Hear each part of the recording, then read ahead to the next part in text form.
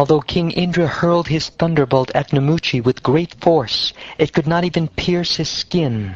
It is very wonderful that the famed thunderbolt that had pierced the body of Vritrasura could not even slightly injure the skin of Namuchi's neck. When Indra saw the thunderbolt return from the enemy, he was very much afraid. He began to wonder whether this had happened because of some miraculous superior power.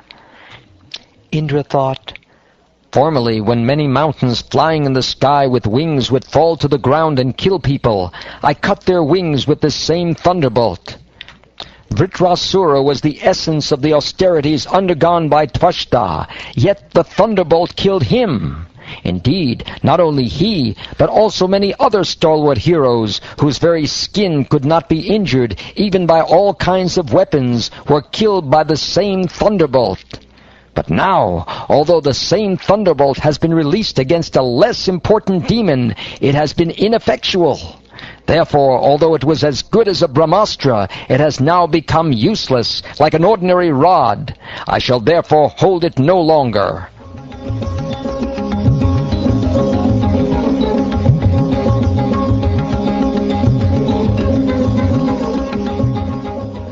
While the morose Indra was lamenting in this way, an ominous, unembodied voice said from the sky, "This demon Namuchi is not to be annihilated by anything dry or moist.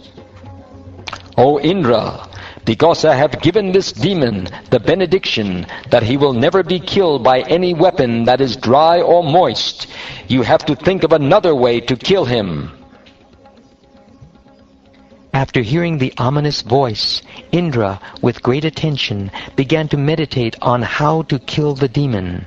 He then saw that foam would be the means, for it is neither moist nor dry. Thus Indra, king of heaven, severed Namuchi's head with a weapon of foam, which was neither dry nor moist. Then all the sages satisfied Indra, the exalted personality, by showering flowers and garlands upon him, almost covering him.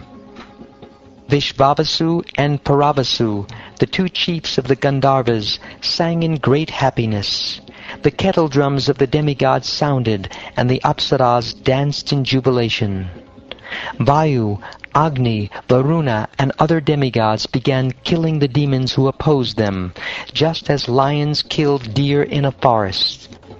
O king, when Lord Brahma saw the imminent total annihilation of the demons, he sent a message with Narad, who went before the demigods to make them stop fighting.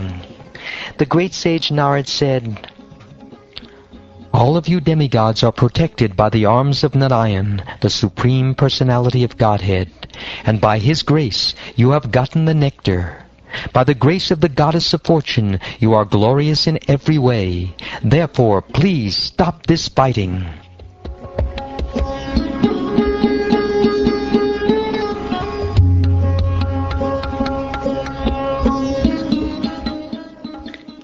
Accepting the words of Narad, the demigods gave up their anger and stopped fighting.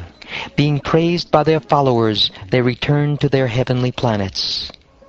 Following the order of Narad Muni, whatever demons remained on the battlefield took Bali Maharaj, who was in a precarious condition, to the hill known as Astagiri. There on that hill, Shukracharya brought to life all the dead demoniac soldiers who had not lost their heads, trunks, and limbs. He achieved this by his own mantra, known as Sanjivani. Bali Maharaj was very experienced in universal affairs. When he regained his senses and memory by the grace of Shukracharya, he could understand everything that had happened. Therefore, although he had been defeated, he did not lament.